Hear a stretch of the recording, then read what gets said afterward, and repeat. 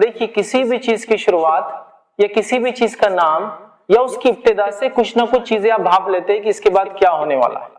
جس دین کا نام ہی امن ہے، شانتی ہے، پیس ہے، تو یہ چیز کی ضرورت کیوں محسوس ہوئی کہ اس میں تصور کیا بیان کیا جائے؟ کیونکہ نام خود واضح کر رہا ہے کہ کیا تصور ہے اسلام میں امن کا، کہ اس دین کا نام ہی شانتی اور اسلام ہے، امن ہے۔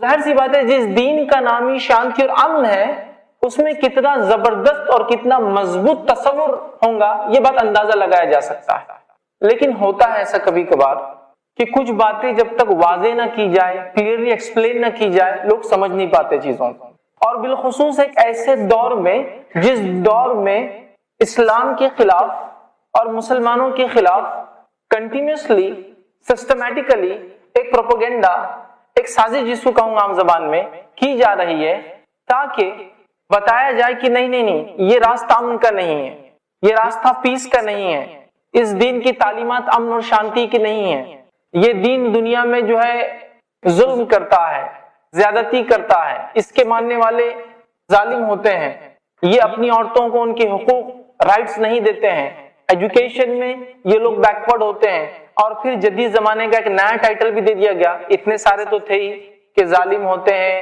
بیکورڈ ہوتے ہیں، ان ایجوکیٹڈ ہوتے ہیں، عورتوں پہ ظلم کرتے ہیں، ان کے رائٹس نہیں دیتے، ایک نیا ٹائٹل دے دیا گیا کہ دہشت گرد بھی ہوتے، ٹیررسٹ بھی ہوتے ہیں۔ تو وہ ایک کے بعد ایک سسٹمیٹیکلی ٹائٹلز پر ٹائٹلز ہمیں ملتے گئے۔ لیکن افسوس کی بات یہ ہے کہ آج ہمیں کھڑے ہو کر یہ ڈسکشن کرنا پڑ رہا ہے کہ اسلام میں شانتی کا کیا تصور ہے، اسلام میں شانتی کا کیا مہتو ہے، کانسیپٹ کیا ہے پیس کا، اسلام میں امن کا کیا تصور ہے، اس کی ضرورت کیوں محسوس ہوئی؟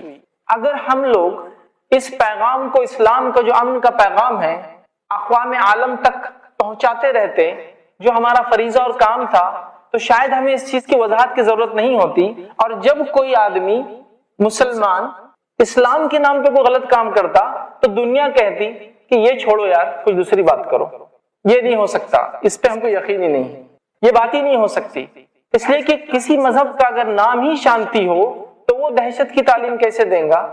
اور مسلم یا مسلمان جو امن کو ماننے والا ہے، جو جب ملتا ہے ایک دوسرے سے ملاقات کرتے گریٹ کرتے ہیں، تو کیا گریٹ کرتے ہیں؟ جب میں آپ سے ملتا ہوں، آپ مجھ سے ملتے ہیں، تو کیا گریٹ کرتے ہیں؟ آج کتنے لوگوں کو مار کیا ہے، کتنوں کو تھپڑ مارا آج تم نے، عورتوں پہ ظلم کر کے تو آئے ہو نا آج، بہت خوب، بہت اچھا کام کیا، اور کتنوں کو مارا، اوہ ختم کر کے بہت اچھا کام کیا آج تو تم نے۔ یہ ڈسکشن ہوتا ہے۔ جو قوم جب ملتی ہے تو جس کی گریٹنگز ہے السلام علیکم، تم پر شانتی ہو، پیس بی اپون یو، اس قوم کے تعلق سے کہا جا رہا ہے دہشت گرد ہے، تعجب کی بات ہے۔ مطلب یہ تو ایسا ہی ہو گیا کہ آئس کریم کا لیبل لگا کر ایک چیز دی گئی اور اس کے اندر آپ کو کوئلے رکھ کے دے دی گئے جلے ہوئے، تو آپ کہیں گے آنکھ کا انگارہ دے دیا آپ نے آئس کریم کے نام پہ، تو بہت غلط ہوا۔ مطلب چیز کچھ اور ہے، آئس کریم مطلب ٹھنڈی چیز کا وعدہ ہو رہا ہے، اندر گرم نکل رہا تھا، آپ تعجب کریں گے نا۔ تو حالت یہی ہو رہا ہے کہ اسلام نہیں یہ تو مذہب جو ہے دہشت گردی کو پروموٹ کرتا ہے، مسلم یہ لوگ تو جو ہے بڑے ظالم اور جابر ہوتے، جاہل ہوتے، عورتوں کو حق نہیں دیتے، اور ٹیررسٹ بھی ہوتے ہیں۔ ٹھیک، اگر سب نہیں تو اکثر ان میں ہوتے، اور ٹیررسٹ تو پورے یہی ہوتے ہیں۔ مختلف القاب، مختلف ٹائٹلز ایک کے بعد ایک ہمیں لوگوں نے جو ہے نوازا، اور افسوس کی بات ہے ہم ریپلائی نہیں کر پائے، ان کا ہم جواب نہیں دے پائے، کیونکہ سسٹمیٹیکلی جس میڈیا سے وہ ہم تک پہنچے یا لوگوں تک پہنچے اس میڈیا میں ہمارا کوئی دخل نہیں تھا، تو وضاحت جو بھی گئی بہت چھوٹی تھی، پروپیگنڈا جو ہے بہت بڑا تھا، یاد رکھیے۔ تو یہ بہت ضروری یاد رکھیے کہ ہم چیزوں کو سمجھیں۔ تو آئیے امن کسے کہتے پہلے ہم دیکھ لیتے ہیں۔ امن کو جو ڈیفائن کیا گیا، اس کی تعریف کی گئی، وہ یہ ہے، امن کا معنی ہوتا ہے خوف کی اور دشمنی کی کمی، یا خوف اور دشمنی کا نہ ہونا، اسے امن کہتے ہیں۔ مطلب جس جگہ، جس سماج میں، جس ملک میں، جس جگہ اگر خوف نہیں ہے، مطلب لوگ آرام سے رہتے ہیں بغیر ڈرے کے، اور جس جگہ دشمنی نہیں پائی جاتی یا کم پائی جاتی، خوف یا تو نہیں پایا جاتا ہے تو کم پایا جاتا ہے، یا دشمنی نہیں پائی جاتی ہے کم پائی جاتی ہے، ایسے حالت کو، ایسے سچویشن کو کہتے ہیں کہ امن والے حالات ہے، پیسفل سچویشن۔ یہ ہے تعریف امن کی، یاد رکھیے۔ امن، سکون، چین، کچھ بھی کہہ لیجیے، بہت سارے زبانوں میں شانتی، پیس، یہ انسانی سماج کا ایک جس کو کہیں گے سب سے اہم شعبہ ہے، یاد رکھیے۔ کیوں؟ اس لیے کہ انسان دنیا میں جو کچھ کرتا ہے وہ صرف اسی کے لیے کرتا ہے۔ دیکھیے لوگ کماتے ہیں کیوں؟ سکون کی زندگی گزارے، دلی سکون ہو، ماحول میں سکون ہو۔ آپ لوگ گھومنے پھرنے جاتے کیوں؟ اطمینان حاصل کرنے، سکون حاصل کرنے، ٹھیک ہے۔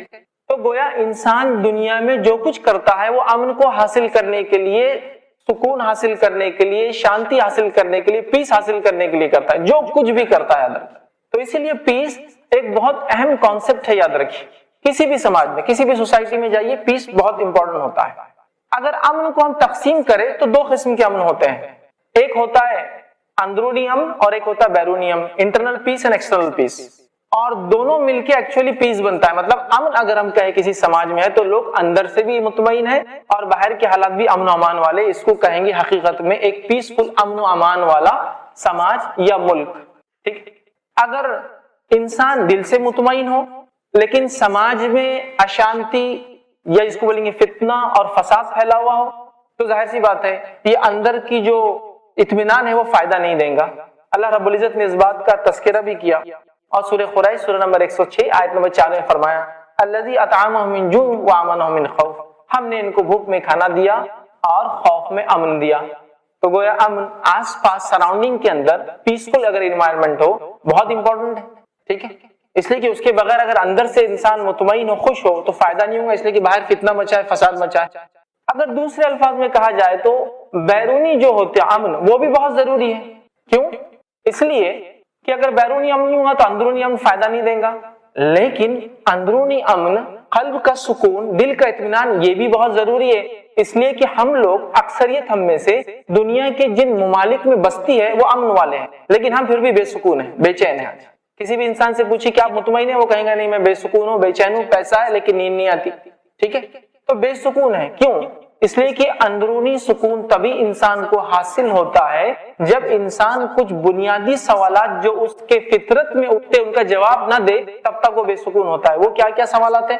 ایسے سوالات جن کی تلاش کے لیے بڑے بڑے لوگ نکلے، مختلف مذہب بنے، مختلف راستوں پر لوگ چلے، وہ یہ ہے کہ ہم کہاں سے آئے، کیوں آئے، مرنے کے بعد ہم کہاں جائیں گے، ایسے سوالات کی تلاش میں لوگ نکل پڑے تاکہ اندرونی امن، انٹرنل پیس وہ گین کر سکے، جس کے لیے ہم دیکھتے ہیں بڑی بڑی شخصیات ان کے نام اور بڑے بڑے مذہب جو ہے وجود میں آئے، کیونکہ وہ یہ چیز کی تلاش کر رہے تھے کہ باہر تو سب کچھ ٹھیک ہے لیکن اندر سے وہ پریشان۔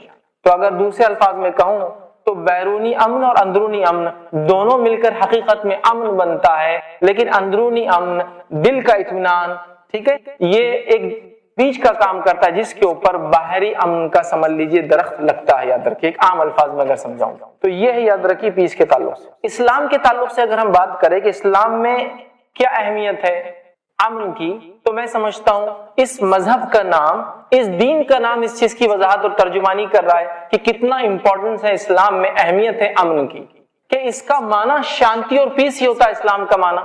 اور اسلام کیوں اتنا امپورٹنس دیتا ہے شانتی کو اور پیس کو اور امن کو، کیوں اتنا امپورٹنس دیتا ہے؟ اگر اس بات کو ہمیں سمجھنا ہے تو میں یوں سمجھا سکتا ہوں کہ اسلام جن کاموں کے کرنے کا حکم دیتا ہے، سمجھ رہے آپ، توحید، نماز، روزہ، زکوٰۃ، حج، فرائض جس کو بولیں گے احکامات، یہ تب تک نہیں ہو سکتے جب تک کہ سماج میں امن و امان نہ ہو، سمجھ رہے آپ۔ اگر سماج میں فتنہ اور فساد ہو تو کیا آدمی نماز پڑھ سکتا ہے، مسجد جا سکتا ہے، جماعت بنا سکتا ہے؟ نہیں۔ روزے رکھ سکتا ہے؟ نہیں۔ زکوٰۃ دے سکتا ہے؟ نہیں۔ حج کو جائیں گے؟ نہیں، ہے نا، اطمینان نہیں ہوگا۔ تو اسلام اس لیے اتنا امن کو اہمیت دیتا ہے کہ اس کے بغیر اسلام جو احکامات دیتا ہے اس پر عمل ہی نہیں ہو سکتا ہے۔ دوسرا اسلام جو چاہتا ہے انسانوں سے اچھائی کا حکم دے، برائی سے روکے، تعلیم حاصل کرے، اخلاق اپنے بنائے، لوگوں سے اچھا سلوک کرے، پڑوسی سے اچھا سلوک کرے، یہ تبھی ہو سکتا ہے جب امن اور امان ہو سماج کے اندر، تبھی تو یہ سارے احکامات پر عمل ہو سکتا ہے۔ تو اسلام میں امن کا بہت واضح، بہت کلیئر تصور ہے، یاد رکھیے۔ اور نبی اکرم صلی اللہ علیہ وسلم کی اگر تعلیمات میں آپ کے سامنے رکھوں تو آپ صلی اللہ علیہ وسلم نے تو امن کو اتنا پسند کیا، اتنا پسند کیا کہ امن کے لیے ایک طرفہ فیصلے بھی آپ نے کر لیے، ون سائیڈڈ آپ نے ڈیسیژنز لے لیے۔ مثال دوں آپ کو، صلح حدیبیہ۔ صلح حدیبیہ میں یہ ہوا کہ نبی اکرم صلی اللہ علیہ وسلم حج کو جانا چاہتے ہیں، مشرکین نے کہا یہ سال نہیں اگلے سال آنا، اور وہ بھی کچھ معاہدہ ہوگا پہلے۔ جب معاہدہ ہوا تو کچھ کنڈیشنز، شرائط ایسے لگے جو ون سائڈ تھے بالکل۔ صحابہ میں سے کچھ صحابہ کہہ رہے تھے اس کو ماننے کی ضرورت نہیں ہے، پھر بھی نبی اکرم صلی اللہ علیہ وسلم نے اس ون سائیڈڈ جو ہے بات کو قبول کیا، اس وجہ سے کہ امن قائم ہوگا، اور امن قائم ہونے کے بعد وہ ساری چیزیں ہو سکتی ہے جو اسلام چاہتا ہے۔ اور الحمدللہ صلح حدیبیہ کے بعد پھر بادشاہوں کو خطوط، لیٹرز پہنچے، اس کے بعد اسلام کا ایک دور آ گیا۔ تو اللہ کے رسول صلی اللہ علیہ وسلم نے امن کو اتنا پسند کیا کہ ون سائیڈڈ آپ نے کہا کہ اگر ایک طرفہ بھی معاہدہ ہے تو میں کروں گا، امن اگر قائم ہے۔ اسی طرح صحیح بخاری کی روایت ہے، نبی اکرم صلی اللہ علیہ وسلم کے پاس ایک شخص آئے اور آ کر کہا اللہ کے رسول صلی اللہ علیہ وسلم مجھے کچھ ایسی چیز بتائیے جس سے میرے دنیا کے معاملات سب سدھر جائے، دنیا کے معاملات برابر ہو جائے، ٹھیک ہے؟ تو نبی اکرم صلی اللہ علیہ وسلم نے ان سے فرمایا، اس صحابی سے کہا تو پھر تم غصہ مت کرو۔ کیا پوچھ رہا ہے سائل؟ سوال کرنے والے کوشچن نے پوچھا اے اللہ کے رسول صلی اللہ علیہ وسلم کچھ ایسا ایک طریقہ بتا دیجئے کہ میرے دنیا کے معاملات درست ہو جائے۔ تو کہا تم غصہ مت کرنا۔ تو اسلام میں اور نبی اکرم صلی اللہ علیہ وسلم نے اتنی اہمیت دی امن کو اور شانتی کو کہ جو امن اور شانتی کے خلاف جو چیز ہو سکتی ہے جس سے مکمل طور سے ایک انسان اور سماج کا امن اور شانتی چھن جاتی ہے وہ غصہ ہے، کا اس سے دور رہنا، غصہ مت کرنا۔ صحیح مسلم کی روایت ہے، آپ صلی اللہ علیہ وسلم نے فرمایا دشمن سامنے آ جائے خواہش مت کیا کرو، دشمن سامنے آ جائے خواہش مت کیا کرو اور اللہ سے امن و امان کی دعا کیا کرو۔ سمجھ رہے ہیں بات؟ تو نبی اکرم صلی اللہ علیہ وسلم نے اس امن کو پہچانا اور اس کی تعلیم دی، یاد رکھی، اور ایسی تعلیم دی، اتنی پریکٹیکل تعلیم دی، اتنی پریکٹیکل تعلیم دی کہ میں کہتا ہوں کہ اگر امن و امان کو کسی کو دیکھنا ہے کہ افراد میں کیسے قائم ہو، ملکوں میں کیسے قائم ہو، تو نبی اکرم صلی اللہ علیہ وسلم کی زندگیاں پڑھیے، ریئلسٹک جس کو لائف کہتے ہیں، حقیقی زندگی میں امن کیسے قائم ہوتا ہے سماج میں، آپ ان کی زندگی سے مطالعہ کر سکتے ہیں۔ یہ بڑی افسوس کی بات ہے کہ نبی اکرم صلی اللہ علیہ وسلم جو اتنے امن والے تھے، ایک طرفہ فیصلہ بھی لیا امن کے لیے، آج لوگ ان پر الزام لگاتے ہیں کہ محمد صلی اللہ علیہ وسلم کی تعلیمات ایسی اور ایسی تھی جس کی وجہ سے مسلمان اتنے بگڑے ہوئے، اتنے غصے والے، اتنے زیادہ متشدد، اتنے ایکسٹریمسٹ اور اس طرح سے بالآخر دہشت گرد اور ٹیررسٹ ہوتے ہیں۔ تو ہمیں اس تعلیمات کو دنیا کے سامنے رکھنے کی ضرورت ہے۔ تو میں یہاں لوگوں سے گزارش کروں گا، یہاں جو بھی لوگ ہیں، مسلم ہیں غیر مسلم ہیں، یہ ہمارا کام ہے کہ ہم شانتی کے اس پیغام کو جو اسلام دیتا ہے، امن کے اس میسج کو ہم سب سے پہلے پڑھ کر اس کو پہنچائے ان لوگوں تک جو نہیں جانتے۔ اور مسلمانوں سے بالخصوص گزارش کروں گا کہ ہم لوگ اس میسج کو، اس امن کے پیغام کو اسلام کے سمجھیں جو نبی اکرم صلی اللہ علیہ وسلم کے ذریعے اللہ نے ہم تک بھیجا، اور اس میسج کو انسانیت میں عام کیجئے۔ اگر ہم نے ایسا نہ کیا تو حالات اور بگڑ سکتے ہیں اور بہت سارے الزام اسلام پر، قرآن پر، محمد صلی اللہ علیہ وسلم پر آ سکتے ہیں، یاد رکھیے۔ اس بات کو سمجھنے کی ہمیں جو ہے ضرورت ہے۔ آئیے ہم آگے چلتے ہیں اور امن کے تعلق سے اسلام کی کیا تعلیمات ہیں۔ اتنا وقت تو نہیں ہے کہ میں مکمل ساری تعلیمات رکھوں، میں چند چیدہ جس کو کہتے ہیں کچھ تعلیمات آپ کے سامنے رکھنے کی کوشش کروں گا کہ کیسی تعلیمات اسلام دیتا ہے، کیسی شکشا اسلام اپنے ماننے والوں کو دیتا ہے کہ جس کو اگر انسان پڑھے اور سمجھے تو وہ کہیں گا کہ واقعی میں اتنی زبردست اور اتنی بہترین تعلیمات امن کو سماج میں، افراد میں، انڈیویجولز میں، سماج میں، سوسائٹی میں اور ملکوں میں، کنٹریز کے اندر قائم کرنے کا کوئی طریقہ نہیں ہو سکتا اس سے بہترین۔ اتنے گراس روٹ لیول سے، اتنے بیسک لیول سے نبی اکرم صلی اللہ علیہ وسلم نے اور قرآن نے تعلیم دی امن کی، جس کی کوئی انتہا نہیں۔ اس میں سے میں 8 سے 10 پوائنٹس آج آپ کے سامنے رکھنے کی جو کوشش کروں گا۔ آئیے، پہلی چیز اسلام نے امن کے تصور کے تعلق سے کہ اسلام کیسا بہترین اور زبردست امن کا تصور دیتا ہے اور تعلیم دیتا ہے۔ پہلی چیز اللہ رب العزت قرآن میں فرماتا ہے انسان ایک دوسرے کی عزت کرے، مانو ایک دوسرے کا آدر کرے، انسان ایک دوسرے کی عزت کرے، اس لیے کہ سب سے پہلا بگاڑ، بے امنی وہاں سے شروع ہوتی ہے جب انسان ایک دوسرے کو عزت نہیں کرتے اور اونچ اور نیچ کی جاتی ہے، بڑا اور چھوٹے کی تفریق کی جاتی ہے۔ کچھ لوگ اپنے آپ کو بڑا سمجھتے ہیں، چاہے مال کے اعتبار سے، ان کی پیدائش کے اعتبار سے، ان کے سوشل سٹیٹس کے اعتبار سے، اور دوسروں کو وہ چھوٹا اور حقیر سمجھتے ہیں، جس سے 2 گروہ بن جاتے ہیں، ہیومینٹی 2 پارٹس میں ڈیوائیڈ ہو جاتی ہے، اور پھر ایک پارٹ ان پہ غلبہ، ان پر حکومت کرنے کے لیے کوشش کرتا ہے، اور دوسرا پارٹ ان کو ہٹانے، ان سے آزادی لینے کی کوشش کرتا ہے۔ تو سب سے پہلے تعلیم کہ انسانوں کو جو اسلام دیتا ہے امن کی، وہ یہ ہے کہ وہ کہتا ہے کوئی اونچ نیچ نہیں ہے، سارے انسان برابر ہے۔ اور یہ تعلیم قرآن کے اندر، اگر آپ قرآن کا مطالعہ کریں، سورہ حجرات سورہ نمبر 49 اور اس کی مختلف آیتوں میں، جس میں سے ایک آیت میں آپ کے سامنے رکھوں گا جو کہ آیت نمبر 13 ہے، دیکھیے اس میں اللہ کیا پیغام دیتا ہے۔ اللہ فرماتا ہے یا ایھا الناس انا خلقناکم من ذکر و انثی وجعلناکم شعوبا وقبائل لتعارفوا۔ اللہ فرماتا اور کہتا ہے یا ایھا الناس انا خلقناکم من ذکر و انثی، یہ آیت انسانیت سے خطاب کری، اے لوگو ہم نے تمہیں ایک باپ سے اور ایک ماں سے پیدا کیا، وَجَعَلْنَاكُمْ شُعُوبًا وَقَبَائِلَ لِتَعَارَفُوا، اور تم کو مختلف کنبے اور قبیلوں میں بانٹ دیا، کیوں؟ تاکہ ایک دوسرے کو پہچان سکو، لِتَعَارَفُوا، تاکہ پہچان سکو۔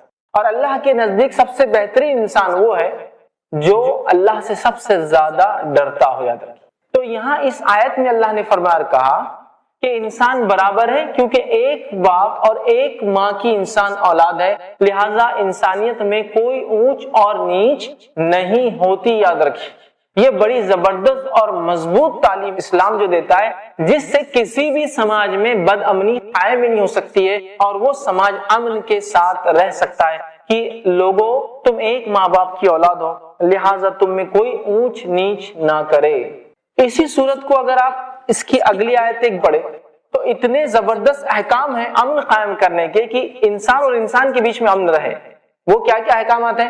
کوئی قوم کسی قوم کا مذاق نہ اڑائے، مطلب مرد کسی مرد کا مذاق نہ اڑائے، عورت کسی عورت کا مذاق نہ اڑائے، ہو سکتا ہے جس کا مذاق اڑایا جا رہا وہ تم سے بہتر احکام آ گیا۔ کوئی کسی کی غیبت نہ کرے، مطلب پیٹ پیچھے نندا نہ کرے، برا نہ کہے، القاب نہ دے، ٹھیک ہے، لوگوں کو ایسے نام نہ دے جو وہ پسند نہیں کرتے، چڑ نہ رکھے، ٹھیک ہے۔ تو اتنے احکامات قرآن نے دیے کہ انسان کے خلاف نہ ہو، انسانوں کے اندر بھائی چارہ اور محبت رہے، انسان مل جل کر میل ملاپ کے ساتھ رہے، تو یہ شانتی نہیں تو کیا ہے؟ جب قرآن یہ کہہ رہا ہے تم ایک ماں باپ کی اولاد ہو، جھگڑا کس بات کا، اونچ نہیں کس بات کا، مذاق مت اڑاؤ ایک دوسرے کا، ٹھیک ہے، ایک دوسرے کو نام مت دو ایسی نام جس سے انسان چڑھتا ہو، پیٹ پیچھے کسی کی بات نہ کرو۔ تو اتنے احکامات قرآن نے دیے، ان احکامات کو اگر کوئی مانے تو اس سماج میں انشاءاللہ العزیز جو ہے اشانتی یا فتنہ یا فساد ہو ہی نہیں سکتا جہاں یہ مانتے ہیں۔ اب جن قوموں میں یہ ہوتا ہے اونچ نیچ کا معاملہ، اگزامپل لے لیجئے امریکہ کا، آپ ہسٹری کے بہت سارے اسٹوڈنٹس یہاں ہیں، لوگ جانتے بھی عام طور سے کہ امریکہ میں وائٹ اور بلیک کا کیا معاملہ تھا، آپ سب جانتے ہیں۔ ایک حکومت کرنا چاہتی ہے، دوسرے آزادی لینا چاہتے ہیں، اور کتنے فتنہ اور فساد ہوا۔ قرآن نے کہا نہیں، کالا اور گورا ہونے سے اونچ نیچ نہیں ہوتی، اونچ نیچ انسان کی اعمال سے، کرموں سے ہوتی ہے، اور وہ کرم اعمال اللہ جانتا ہے، کوئی انسان نہیں جان سکتا، ٹھیک ہے۔ تو لہٰذا وہ لوگ لڑتے رہے، آج آزادی ہوئی، مطلب وہ لوگ اس کے بعد انہوں نے مانا اس چیز کو اور بلیکس کو رائٹس دیے گئے، ٹھیک، تو اب سماج میں شانتی ہوئی۔ ابھی بھی بہرحال چھڑپیں چلتی رہتی ہے، تو اگر کوئی انسان اس چیز کو مان لے کہ ہم ایک ماں باپ کی اولاد ہے تو جھگڑا کس بات کا، کوئی اونچ نیچ نہیں، جھگڑا کس بات کا۔ یہ بات بڑی اہم ہے، یہ تعلیمات اسلام کی بڑی مضبوط تعلیمات ہیں، ان تعلیمات کو اگر ہم سمجھے تو یہ جو بھید بھاؤ اور جو جھگڑے ہوتے ہیں نا مذہب کے نام پر، یہ ختم ہو جائیں گے، اس لیے کہ ایک ہی ماں باپ کی ہم اولاد ہے۔ اس بات کو سمجھنا بہت زیادہ ضروری ہے، ٹھیک۔ اسی طرح قرآن نے کہا سورہ آل عمران سورہ نمبر 3 آیت نمبر 64 میں کہا قُلْ يَا أَهْلَ الْكِتَابِ تَعَالَوْا إِلَىٰ كَلِمَةٍ سَوَاءٍ بَيْنَنَا وَبَيْنَكُمْ، اے اہل کتاب آؤ ایک ایسی بات کی طرف جو ہم میں اور تم میں یکساں ہو، سمان ہو، سملر ہو۔ تو یہاں دیکھیے قرآن کال کر رہا ہے لوگوں کامنالٹی کی طرف آؤ، سملیرٹیز کی طرف آؤ، ایسی باتوں کی طرف آؤ جو ہم میں اور تم میں کامن ہے۔ تو کتنی اچھی بات کہی گئی، یاد رکھیے، کتنے زبردست احکام دیے گئے، اور پھر جو ہے لوگ الزام لگا رہے ہیں، ٹھیک ہے۔ تو اس بات کو سمجھنے کی ضرورت ہے، اور صرف اسلام نے یہ نہیں کہا کہ برابر ہے، عملاً بتایا نبی اکرم صلی اللہ علیہ وسلم کہ ایک محبوب دوست ہے، ایک ایسے ساتھی ہے جو آپ کے ساتھ ایمان لانے کے بعد تقریباً ساری زندگی رہے، جن کا نام بلال تھا۔ کون نہیں جانتا ان کو؟ یہ ایک ایتھوپین فریڈ سلیو تھے، یہ ایک غلام تھے جن کو آزاد کیا گیا تھا، ہے نا، اور یہ رنگت کے اعتبار سے کالے تھے، نیشنلٹی کے اعتبار سے ایتھوپین تھے، اور نبی اکرم صلی اللہ علیہ وسلم کے ساتھ انہوں نے تقریباً وقت گزارا، بلکہ مسجد نبوی میں جب اذان مطلب نماز کو بلانے کا حکم آیا تو پہلی اذان انہوں نے ہی دی۔ یاد رکھیے اسلام صرف کہتا نہیں ہے، کر کر بتاتا ہے۔ نبی اکرم صلی اللہ علیہ وسلم کی زندگی اس کا عملی نمونہ ہے۔ آپ اس سماج کو سوچیے جس سماج میں اونچ نیچ کا ایسا حال ہے کہ عرب ایک دوسرے پر شان وہ کر رہے ہیں کہ ہم یہ قبیلے سے اور ہم وہ قبیلے سے، اس میں اسلام آ کر کہتا سارے انسان برابر ہے، اور ایک آزاد کردہ غلام جو دیکھنے میں کالا بھی ہے اس کو وہی رائٹ ہے جو ایک عرب کو جو گورا چٹا سیم رائٹس، عملاً بتایا۔ اس سے بڑی کیا چیز ہو سکتی ہے؟ یاد رکھیے ایک ایسا سماج جہاں اونچ نیچ ہو اور ایک غلام جس کو آزاد کیا فریڈ سلیو ہے اس سے کوئی ایک ایسی عورت کا نکاح کرے جو آزاد ہے اور عربی نسل کی ہے۔ یہ عربوں کے پاس تصور سے باہر تھا، چونکہ وہ ایک ایسے سسٹم میں جیتے تھے جہاں بہت مضبوط قسم سے اونچ نیچ کا سسٹم تھا۔ اسی طرح اگر ہم آگے آئے تو اسلام نے امن و امان ہو، माहौल में, समाज में, लोगों में अमन और अमान हो, उसके लिए जो एक पैगाम दिया इंसानियत को, ये है इस्लाम में इंसानी जिंदगी की बड़ी अहमियत है। याद रखिए, ये एक बड़ी गलत फहमी है। लोग आज कहते हैं मुसलमानों के नजदीक इंसानी जिंदगी क्या अहमियत, बस यूं चले गए, उड़ा दिया 10-20 को, हो गया, खुश हो गए, जन्नत पाली। इनका तो ये अकीदा है, ठीक है, इनको तो ये चीज चाहिए जन्नत में, लिहाजा उसके लिए वो कुछ भी करते हैं। और ये बताया जा रहा है कि इस्लाम में इंसानी जान की कोई अहमियत ही नहीं है, इंसानी जान बिल्कुल बेकार सी चीज है, ये बताया जा रहा है। मैं आपके सामने कुरान की एक आयत और एक ही वाक़या रखूं इंशाल्लाह इस बात को समझाने कि इस्लाम में ह्यूमन लाइफ की वैल्यू क्या है। अल्लाह रब्बुल इज्जत कुरान में फरमाता है, सूरह माइदा सूरह नंबर 5 और आयत नंबर 32 में अल्लाह ने फरमाया, मन क़तल नफ्सिन बिगैरि नफ्सिन औ फसादिन फिल अर्ज़ि फकअन्नमा क़तल नास जमीआ, जिस किसी एक इंसान ने बिना किसी वजह के किसी एक इंसान को मार दिया, उसका गुनाह ऐसा है जैसे उसने सारी इंसानियत का कत्ल कर दिया। वमन अहयाहा, और जिस किसी एक ने एक इंसान को जिंदगी दे दी, उसकी जान बचा ली, फकअन्नमा यन्नास जमीआ, उसका सवाब ऐसा है, उसका ये काम ऐसा जैसे उसने सारी इंसानियत को जिंदगी दे दी। अब अंदाजा लगाइए, जो दीन और उसकी किताब ये कह रही है एक इंसान को मारना, सारी इंसानियत को कत्ल करना पाप है, गुनाह है, और एक इंसान को बचा लेना सारी इंसानियत, सारी मानवता, सारी ह्यूमैनिटी को बचाने का सवाब, पुण्य और जो गुड डीड है, तो अंदाजा लगाइए वो इस्लाम कैसे हुक्म देगा लोगों को मारने का। ठीक है, तो इंसानी जान की इस्लाम में बहुत महत्व है, जिसको कहेंगे इंसानी जान की बड़ी अहमियत है इस्लाम में, लोग समझते नहीं है, इसलिए लिहाजा इस्लाम अमन वाला मजहब नहीं। आइए एक वाकया सुनाता हूँ, सही मुस्लिम की रिवायत है। नबी अकरम सल्लल्लाहु अलैहि वसल्लम का एक औरत आई, कहा अल्लाह के रसूल सल्लल्लाहु अलैहि वसल्लम, मुझसे गुनाह हुआ, मैंने जिना किया, मतलब मैंने वो अमल किया जो अमल शादी के बाद मियां बीवी करते, मैंने बगैर निकाह के वो अमल किया, लिहाजा मुझे सजा दी जाए, और उसकी सजा कैपिटल पनिशमेंट थी, सजा मौत। जब पता चला कि ये औरत हामिला है, प्रेग्नेंट है, तो नबी अकरम सल्लल्लाहु अलैहि वसल्लम ने कहा कि ठीक है, बच्चे की पैदाइश के बाद आना। बच्चा पैदा हुआ, वो आई, कहा अभी और वापस चली जाओ, जब बच्चा खाने पीने लगे तब आना। मेरा एक सवाल है, सवाल क्या है? वो नबी जो ये कह रहा है कि वो बच्चा जो अभी पैदा नहीं हुआ उसके पैदाइश के बाद आना, इसलिए कि उसका तेरे जुर्म में कोई हिस्सा नहीं है, तो उसकी पैदाइश के बाद आना, तो वो इस्लाम, वो दीन जो अजन्मा है, अभी पैदा नहीं हुआ, उसका ख्याल रखता है कि उसके पैदाइश के बाद चूंकि उसका कोई गुनाह नहीं, औरत वापस आके सजा ले, अभी उसे सजा नहीं दी जाएगी, और वो भी वो औलाद है जो वलदुज जिना है, जो आउट ऑफ वेडलॉक है, मतलब वो औलाद है जिस औलाद को समाज बुरा मानता है, उस औलाद को इस्लाम कहता है मत कत्ल करो, तो वो इस्लाम कैसे इजाजत देगा आम लोगों को और मासूम लोगों को कत्ल करने?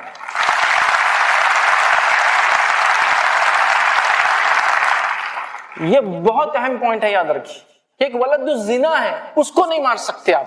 औलाद के एग्जिस्टेंस में आने के बाद, चाहे शादी के बाद हो या बगैर शादी के, मारा नहीं जा सकता। तो ये तालीमात जिस दीन की हो, यहाँ तो ऐसे भी लोग और ऐसी कम्युनिटीज हैं जहाँ वलदुज जिना को मारना फर्ज ऐन होता है, वो उसको मार देते हैं, माँ के पेट से अबॉर्ट कर दिया जाता है। ये इस्लाम है, ये कहता है अजन्मा है, पैदा नहीं हुआ, पैदा होना उसका हक है, चाहे उसका वजूद बगैर शादी की वजह से आया, उसको जाया या मारा नहीं जाएगा, चूंकि वो इंसान है।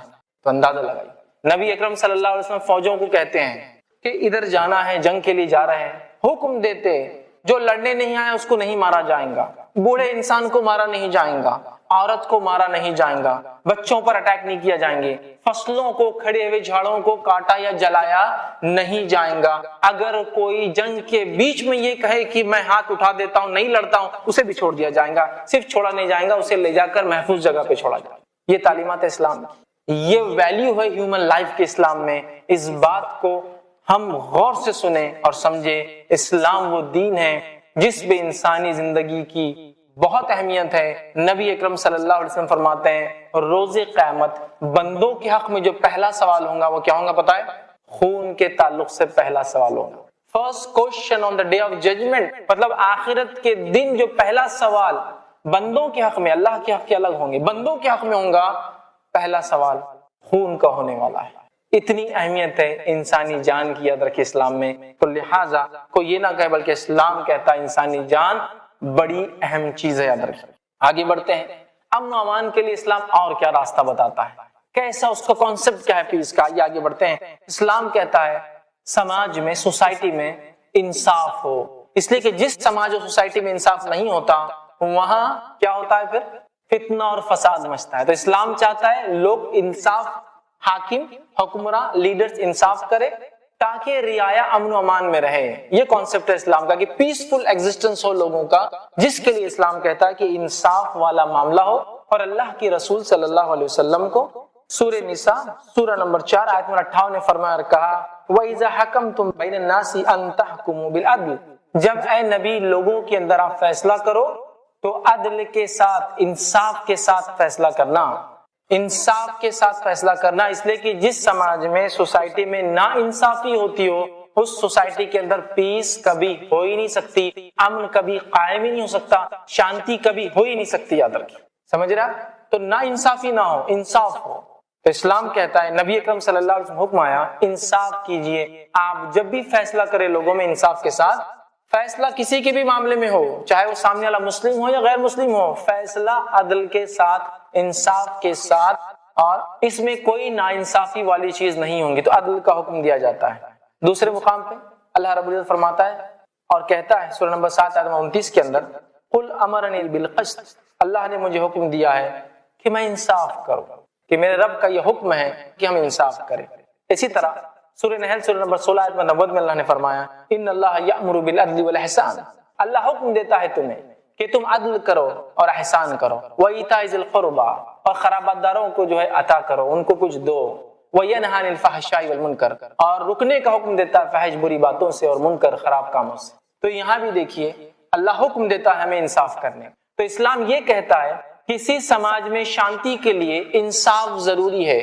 جو لوگ انصاف نہیں کرتے اس ملک میں اور اس سماج میں شانتی کبھی استھاپت یا کبھی قائم ہو ہی نہیں سکتی. یاد رکھ لیجیے. آپ بہت سارے لوگ امن چاہتے ہیں بغیر انصاف کے، نا انصافی ہوتی ہے قوموں پر، پھر کہتے ہیں کہ امن کیوں نہیں ہے اور یہ لوگ اس طرح کی حرکت کیوں کر رہے ہیں. آپ پہلے ان کو انصاف دیجیے، جو ان کا حق دیجیے، اس کے بعد آپ یہ کہہ سکتے ہیں کہ یہ لوگ ایسا کیوں کر رہے ہیں. تو دیکھیے اسلام کی تعلیمات اس معاملے میں یہ ہے کہ انصاف کیا جائے. اسی طرح اگر آگے بڑھے تو اسلام کہتا ہے محبت اور بھائی چارہ ہو لوگوں میں، کیونکہ محبت اور بھائی چارے کے بغیر امن ہو ہی نہیں سکتا. ٹھیک ہے، محبت اور بھائی چارہ، اور اتنی باتیں محبت اور بھائی چارے کے تعلق سے اسلام نے کہی، شاید ایسی کوئی باتیں اور ایسا حکم جو ہے کسی دین نے، کسی کلچر یا کسی سیولائزیشن نے دیا. ایسی باتیں ہیں کہ ایسی باتیں ہیں کہ جس کے تعلق سے یہ کہہ دیا کہ وہ مسلم ہی نہیں، جو خود کھا کر سوئے اور اس کا پڑوسی بھوکا سوئے، ہے ہی نہیں وہ مسلمان، وہ ایمان والا نہیں، وہ بلیور نہیں، جو کھا کر سوئے اور اس کا پڑوسی بھوکا ہو. کیسی تعلیمات ہے؟ اور یہ نہیں کہا پڑوسی مسلم ہے غیر مسلم ہے، کوئی بھی ہو سکتا ہے. ایسی تعلیمات دی. ٹھیک ہے، تو محبت کی تعلیم دی، الفت کی تعلیم دی، ایک دوسرے کے ساتھ مل جل کر رہنے کی تعلیم دی. آئیے کچھ مثالیں نبی اکرم صلی اللہ علیہ وسلم کی زندگی سے رکھتا ہوں. صحیح بخاری کی روایت ہے، نبی اکرم صلی اللہ علیہ وسلم فرماتے اور کہتے ہیں تم میں سے اچھا مسلمان نہیں ہو سکتا تب تک جب تک کہ وہ جو اپنے لیے پسند کرے وہی اپنے بھائی کے لیے نہ پسند کرے. کیسی محبت کا جذبہ دیا جا رہا ہے. اپنے لیے پسند کرو، بھائی کے لیے. کیا میں پسند کرتا ہوں مجھے کوئی برا کہے نہیں تو اپنے بھائی کو برا مت کہو. کیا میں پسند کرتا ہوں کوئی میری غیبت کرے نہیں تو میں دوسروں کی غیبت نہ کروں. کیا کوئی پسند کرتا ہے کوئی مجھے برا بھلا کہے نہیں تو میں کسی کو برا بھلا نہ کہوں. جو اپنے لیے پسند کرو وہی اپنے بھائی کے لیے پسند کرو. تو کیسی محبت ہوں گی ایسے سماج میں جو انسان اپنے لیے پسند کرتا ہے اپنے بھائی کے لیے پسند کرتا ہے. یہاں تو حالت یہ ہے کہ جو اپنے لیے پسند کرتا ہے وہ چاہتا ہے کہ دوسرے کا بھی اس کے پاس آ جائے، ہے نا. میں پسند کرتا ہوں دولت ہونا تو اس کی بھی آ جائے میرے پاس. معاملہ یہ ہے. یہاں اسلام کہہ رہا ہے جو اپنے لیے پسند کرو دوسرے کے لیے بھی پسند کرو. کیسی پیاری تعلیمات ہے. آگے آئیے. اسی طرح ایک اور روایت میں آپ نے فرمایا کہا انما یرحم اللہ من عبادہ الرحماء، اللہ اپنے بندوں پر انہی پر رحم کرتا ہے جو دوسروں پر رحم کرتے ہیں. طبرانی کی ایک روایت میں نبی اکرم صلی اللہ علیہ وسلم فرمایا کرا ارحموا من فی الارض یرحمکم من فی السماء، تم زمین والوں پر رحم کرو تو آسمان والا تم پر رحم کرے گا. اتنا رحم اور محبت کا اسلام نے جو ہے جذبہ سکھایا، اتنا زیادہ. یاد رکھیے. اسی طرح ایک روایت میں آپ نے فرمایا من لا یرحم لا یرحم، جو دوسروں پر رحم نہیں کرتا اس پر بھی رحم نہیں کیا جاتا ہے. تو ہمیں رحم کی، جس کو بولیں گے مرسی کی، دیا کی، کرونا کی تعلیم اور شکشا دی جا رہی ہے کہ ہم دوسروں سے محبت کریں، اپنے بھائی سے محبت کریں، دوسروں پر رحم کریں، زمین والوں پر رحم کریں. زمین کے اوپر کیا نہیں آتا ہے، زمین کے اوپر انسان ہوتے ہیں، جانور ہوتے ہیں، سب پر ہمیں رحم کرنا ہے. یاد رکھیں. تو آسمان والا ہم پر رحم کرے گا. جو دوسروں پر رحم نہیں کرتے اللہ ان پر رحم نہیں کرتا. تو کتنی تعلیمات ہے، کتنا مضبوط امن کا تصور ہے. اور وہ سماج، وہ سوسائٹی کو تھوڑا سوچیے جس میں لوگ اس پہ فالو کرتے ہیں تو کیسا سماج اور سوسائٹی ہوں گی. جس کو دیکھنا ہے تو مدنی معاشرہ نبی اکرم صلی اللہ علیہ وسلم کے زمانہ اور اس کے بعد کا دور دیکھیے، کیا معاشرہ تھا، کیسا لوگ ایک دوسرے سے محبت کرتے. اسلام کی یہی تعلیمات ہے اور یہ انسانیت کے تعلق سے یاد رکھیں. اسلام یہ کہتا ہے کہ امن کے لیے ضروری ہے کہ ٹالرنس بھی ہو، لوگ برداشت بھی کریں ایک دوسرے کو، سہنشیلتا جسو کہتے ہیں. یہ بڑا اہم اسلام کا پیغام ہے اور امن کے راستے میں اتنا زبردست مائلسٹون ہے کہ اسلام دنیا کا پہلا دین تھا جس نے یہ کہا، نبی اکرم صلی اللہ علیہ وسلم پر یہ وحی نازل ہوئی جس کو ہم جانتے ہیں جو سورہ بقرہ سورہ نمبر 2 اس کی آیت نمبر 256 ہے، لا اکراہ فی الدین، دین میں کوئی زبردستی نہیں. اس کا پس منظر انشاءاللہ کانٹیکسٹ بھی میں سمجھاؤں گا بعد میں کہ اس کے کیا فائدے انسانیت نے اٹھایا، اس کے بعد ہیومینٹی کو کیا فائدہ ہوا. دوسری جگہ کہا لکم دینکم ولی دین، تمہارے لیے تمہارا دین ہے، ہمارے لیے ہمارا دین. مطلب یہ کھلی چھوٹ اور اجازت دی کہ جو جس مذہب پہ چلنا چاہے وہ چل سکتا ہے. یاد رکھیے یہ بات میں اس لیے کہہ رہا ہوں کہ اس سے پہلے، اسلام سے پہلے جتنی حکومتیں، جتنی سیویلائزیشن گزری ہے، یاد رکھیے چاہے وہ رومنس ہو، ٹھیک ہے، اسی طرح ایجپشنس ہو، بیبلونینس ہو، میسوپوٹیمینس ہو، سومیرینس ہو، اسیرینس ہو، آپ نام لیتے ہیں، چاہے یورپ میں ہو یا کسی جگہ دنیا کی اور بستیوں میں، یاد رکھیے ان میں ایک سسٹم تھا جو کنگ کا ریلیجن ہوتا تھا، بادشاہ کا، وہی رعایا کا مذہب ہوتا تھا.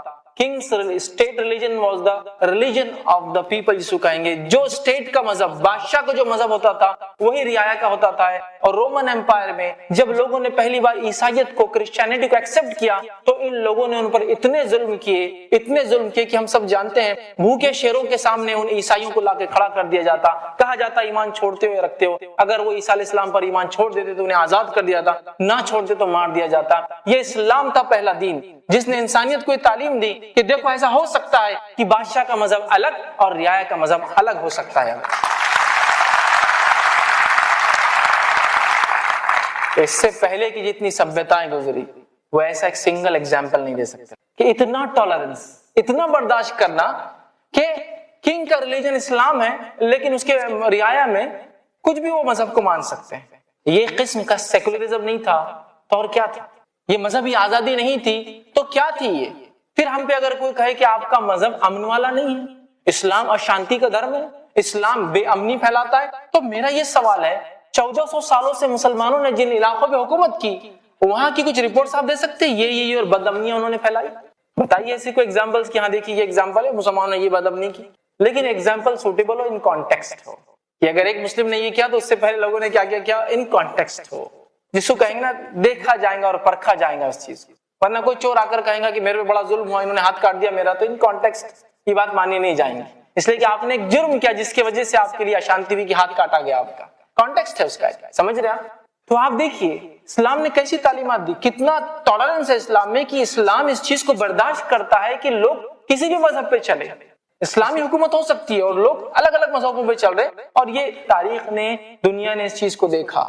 اتنا بڑا اسلامک امپائر جو 50 ایئرس کے اندر ایک طرف اسپین ہے تو دوسری طرف منگولین بارڈرز تک ایک امپائر ہے جس کے اندر آج کے زمانے کے 70 to 75 کنٹریز ہے، اس پہ حکومت کی، اور آج بھی لوگ وہاں اپنے مذہبوں پہ چلتے ہیں اور مسلمان بھی، اور اکثر ان کنٹریز میں مسلمان مائنورٹی میں ہیں اور نان مسلم میجورٹی میں. یہ ٹالرنس نہیں تو کیا تھا؟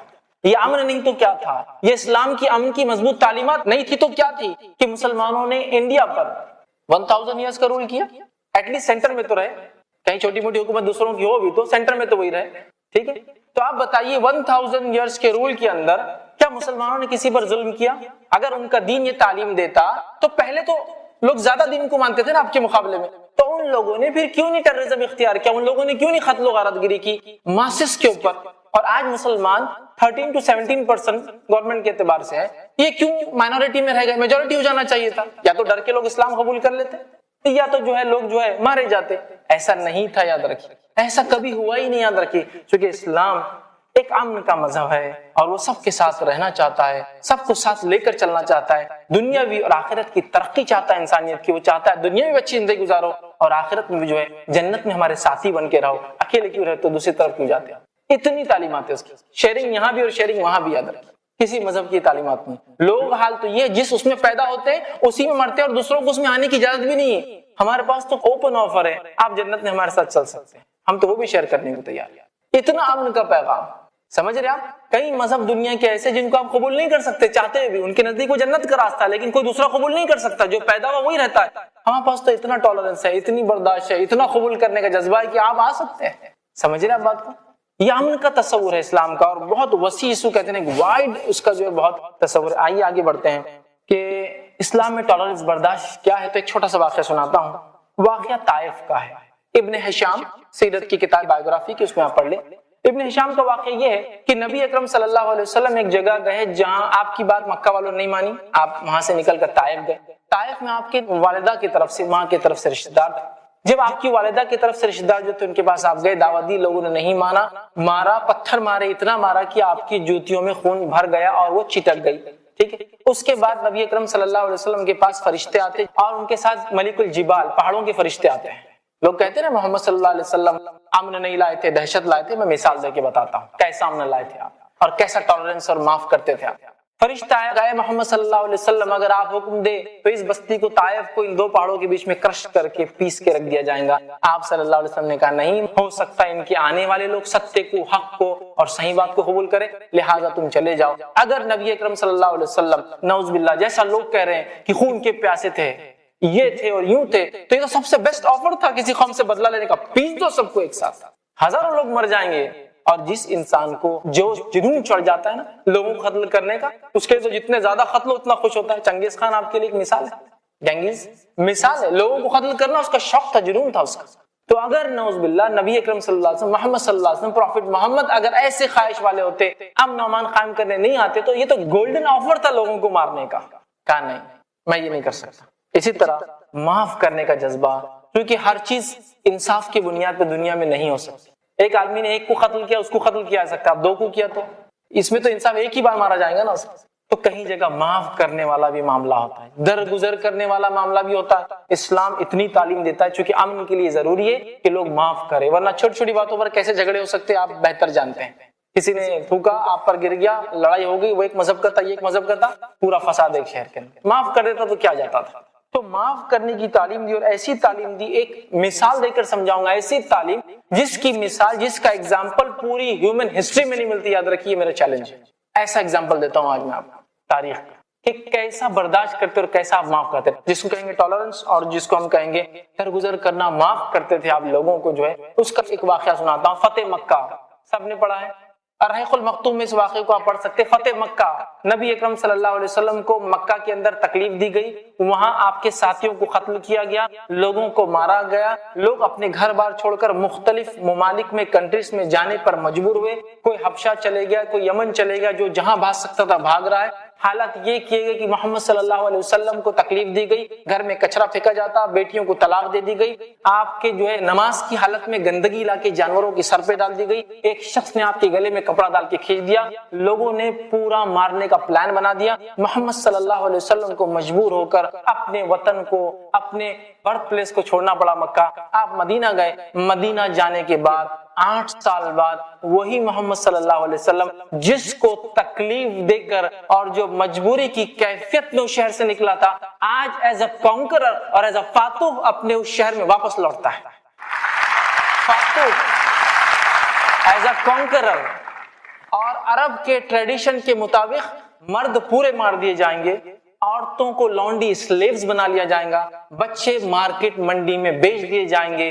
سارے مکے والے یہی سوچ رہے تھے کہ اب محمد شاید صلی اللہ علیہ وسلم وہی کام کریں گے۔ محمد صلی اللہ علیہ وسلم وہاں پہنچتے ہیں اور پہنچ کے ایک منادی اور اعلان لگاتے ہیں، جو اپنے گھر کے دروازوں کے پیچھے ہے وہ محفوظ ہے، جو کعبے میں ہے وہ محفوظ ہے، جو ابو سفیان کے گھر میں ہے وہ محفوظ ہے۔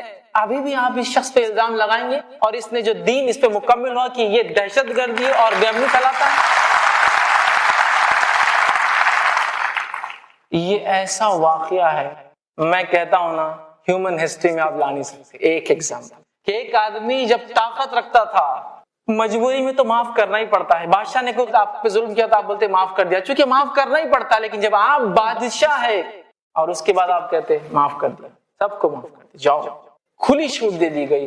ایسا سیکنڈ ایگزامپل ہیومن ہسٹری میں نہیں ملتا ہے، ایسی معافی اور امن کا۔ چونکہ آپ صلی اللہ علیہ وسلم جانتے تھے اگر آج ان کو ماروں گا، غلط بھی ہوں گا، ان تک حق بھی نہیں پہنچیں گا، اور یہ دشمنیاں نسل در نسل چلتی رہیں گی۔ نتیجتاً سارا مکہ ایمان لایا، سارا مکہ ایمان لایا، مطلب محمد صلی اللہ علیہ وسلم کی بات کو مان لیا، اس لیے کہ آپ واقعی میں حقیقت میں امن کے پیغمبر تھے۔ یاد رکھیں، امن کے پیغمبر تھے۔ سمجھ رہے آپ بات کو؟ تو یہ واقعہ ایک مثال ہے، معاف کرو، درگزر کرو، برداشت کرو، یہ پیغام دیا۔ اب آئیے اپنی بات کے خاتمے کی طرف بڑھ رہا ہوں۔ ایک چیز کہ اسلام یہ کہتا ہے کہ جب امن قائم ہو جاتا ہے کسی علاقے میں، پیس جب اسٹیبلش ہو جاتا ہے، امن جب قائم ہو جاتا ہے، اس کی بقا کے لیے، اس کو اسٹیبلش کرنے کے بعد اس کو باقی رکھنے کے لیے فورس یوز کی جا سکتی ہے۔ پیس جب کسی زمین پر اسٹیبلش ہو جاتی ہے تو اسلام کیا کہتا ہے؟ اسٹیبلشمنٹ آف پیس کے بعد اس کی سیکورٹی کے لیے، اس کے باقی رکھنے کے لیے فورس یوز کی جا سکتی ہے۔ اس فورس کی جو اسلام اجازت دیتا ہے، اس طاقت اور قوت کو استعمال کرنے کی اسلام جو اجازت دیتا ہے، اس اجازت کو لوگ بڑے بھونڈے انداز میں پیش کرتے ہیں۔ کہیں بھی ہو گیا ایک انسان نکلا 100 لوگوں کو مار دیا، ارے یہ اسلامی جہاد ہے، اسلامی جہاد ایسے رہتا ہو، اسلامی جہاد بولے تو معصوم لوگوں کو مار دو۔ اسلام میں اجازت ہے نا اس کی۔ جہاد کیا ہے پہلے یہ تو جانیے۔ جہاد یہ ایک ایسا عمل ہے کہ شانتی قائم ہونے کے بعد، پیس اسٹیبلش ہونے کے بعد، اس چیز کو باقی رکھنے کے لیے ہم فورس کو یوز کر سکتے ہیں، یا پھر اگر کوئی کسی کو تکلیف دیتا ہے، ایک تو ڈیفنس ہوا، سیکنڈ اگر تکلیف دیتا ہے، انسانیت کو ایذا پہنچاتا ہے، تو اس کے ڈیفنس کے لیے بھی ہم پہنچ سکتے ہیں، اپنا ڈیفنس بھی ہے اور ہم اس کے ڈیفنس میں اس پہ اٹیک بھی کر سکتے ہیں۔ اسی چیز کو، اسی پرکریا کو، اسی کام کو جہاد بولتے ہیں۔ تو جہاد تو زمین پر پیس، امن اور شانتی اسٹیبلش کرنے کا نام ہے، نہ کہ فساد کرنے کا نام ہے۔ اس بات کو سمجھیے۔ تو بڑا بھونڈے انداز سے اور کچھ لوگوں نے غلط کام کیا یا میڈیا کا غلط استعمال کر کے بتا، کہیں کچھ ہو گیا جہاد، کہیں کچھ ہوگا جہادسٹ، کہیں کچھ ہو گیا اسلامک جہادسٹ، اسلامک ملیٹنٹس، اور یہ اور وہ نام دینا شروع کر دیا۔ نتیجتاً لوگوں کے ذہن میں آ گیا مسلمان بہت خطرناک لوگ، اسلام امن کے خلاف مذہب، محمد صلی اللہ علیہ وسلم ان لوگوں کے جو نعوذ باللہ سرفرے ہوتے، انسانیت کو قتل کرتے، ان کے سربراہ اور لیڈر چونکہ انہوں نے حکم دیا، اور ایسی باتوں کو، ایسی کتابوں کو، ایسے فلموں کو، ایسے میسیجز کو اور ایسی ڈاکیومنٹریز کو عام کر دیا، ایسی تھیریز کو عام کر دیا۔ میں کئی واقعات رکھ چکا ہوں آپ کے سامنے۔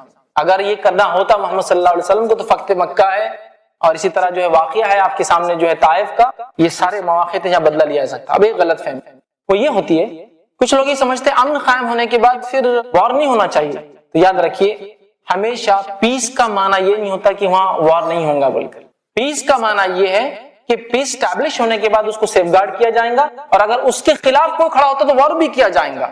ایسے غلط فہمی ہوتی ہے کہ نہیں پیس مطلب وار کیوں، ضرورت نہیں، محمد صلی اللہ علیہ وسلم نے اتنی جنگی کیوں لڑی؟ اگر پیس کے آپ میسنجر بول رہے ہیں تو پھر کیوں لڑی؟ تو میں یہی کہہ رہا ہوں نا کہ پیس اسٹیبلش ہونے کے بعد اس کو قائم رکھنے کے لیے فورس کی ضرورت ہوتی ہے، وارز ہوتے ہیں اس کے لیے۔ میں ایگزامپل دوں آپ کو، ہم انڈیا کو لے لیں۔ الحمدللہ انڈیا آزادی کے بعد سے دوسرے لینڈ سے بہت زیادہ انکروچمنٹ نہیں ہوا کہ ہم لوگ ادھر چلے گئے، ہم لوگ ادھر چلے گئے، دوسرے لوگ آئے اندر لیکن ہم لوگ گئے نہیں کبھی دوسروں کی زمین پر۔ تو جب وہ لوگ اندر آئے تو ہم نے کیا کیا؟ ہم انڈینز نے، نہیں ہم بہت پیسفل لوگ ہیں، آ جاؤ تم بھی لے لو ہماری زمین، اتنا لینا لے لو، اتنا لینا لے لو، تم یہ بانٹ لو۔ نہیں، ہم نے کیا کیا؟ یہ ایک پیسفل لینڈ ہے اور اس کے ہم حکومت کرنے والے، اگر کوئی یہاں آئے گا تو ہم اپنا ڈیفنس ضرور کریں گے، اس لیے کہ آپ کیا کر رہے ہیں؟ پرابلم کریٹ کر رہے ہیں۔ تو جتنے دنیا کے پیسفل نیشنز ہیں، سب کے پاس اپنی پولیس فورس ہے، سب کے پاس اپنی آرمی ہے، سب کے پاس اپنی نیوی ہے، سب کے پاس اپنی ایئر فورس ہے۔ کیوں؟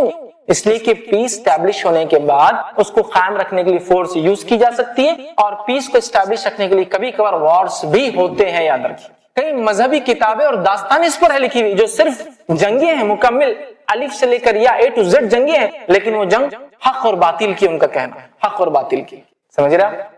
ہم بھی وہی کہہ رہے ہیں، حق اور باطل کی جب جنگ ہوتی ہے اور حق کو لوگ یا تو ستاتے ہیں یا لوگوں کو تکلیف دیتے ہیں، جو ان کو دفاع کیا تھا اس کو جہاد کا معنی ہوتا ہے، کوشش، اسٹرائف اینڈ اسٹرگل کے معنی میں ہوتا ہے، یاد رکھیے۔ حق کے لیے لڑا جانا یہ جہاد ہے، لیکن اس کو بہت ہی بھونڈے انداز میں، برے انداز میں پیش کیا گیا، ایسا بتایا گیا کہ ارے جہاد بولے تو انسانیت کا قتل، جہاد بولے تو خون، جہاد بولے تو معصوم عورتوں کا قتل، جہاد بولے تو مالس میں جا کے اپنے آپ کو بلو کر لو، یہ جہاد ہے۔ جہاد یہ نہیں ہے، جہاد کوشش ہے، جہاد حق کے لیے لڑائی، یاد رکھیے، اس بات کو ہم سمجھے۔ اسی طرح لوگ اس بات کو اتنا آگے لے گئے، اتنا آگے لے گئے کہ حالت یہ ہے کہ آج لوگ ڈرے ہوئے ایک دوسرے سے، یاد رکھیے، مسلمانوں سے خاص طور سے لوگ ڈرے ہوئے ہیں۔ مسلمان چلے جائے، اس کی شخصیت، اس کے نام سے لوگ گھبراتے ہیں کبھی کبھار کہ ارے یہ کیا ہو رہا، اور یہ کیوں آ گیا یہاں، اب پتہ نہیں سے کیا بدامنی پھیل جائیں گی اور کیا ہوتا ہے پتہ نہیں۔ اور یہ بات میں بھی گواہی دے سکتا ہوں، میں بہت زیادہ سفر کرتا ہوں، کئی مرتبہ جب سفر میں گاڑیوں میں سوار ہوا، فلائٹ میں سوار ہوا، تو پہلے تو کوشچن مارک تھا یہاں کیوں ہے یہ، اور دوسرا یہ تھا بہت سارے لوگ دعائیں کرنا شروع کر دیتے تھے، ٹھیک، کہ ان کو ایک اتنا ڈر میڈیا نے بتا دیا تھا کہ اگر مسلمان سوار ہوا تو فلائٹ لینڈ نہیں ہوں گی، وہ کہیں اور نیوز میں آئیں گی، کہاں گئی وہ، بلڈنگز میں گئی، جنگل میں چلے گئی، سمندر میں چلے گئی، یہ ہوتا ہے مسلمان سوار ہے۔ اور اس کے جیتے جاتے ایگزامپلس آپ دیکھیں، امریکہ میں کئی فلائٹ صرف ایک مسلم شخصیت اس کے چہرے سے پہچانا جا رہا ہے، फ्लाइट रद्द होगी, लोगों ने कहा ऐसा सवारी नहीं कर सकते हमको डर है अपनी जानों का। तो ये हालत हो गई याद कि हम डर रहे हैं एक दूसरे से। ऐसे इन्वायरमेंट में याद रखिए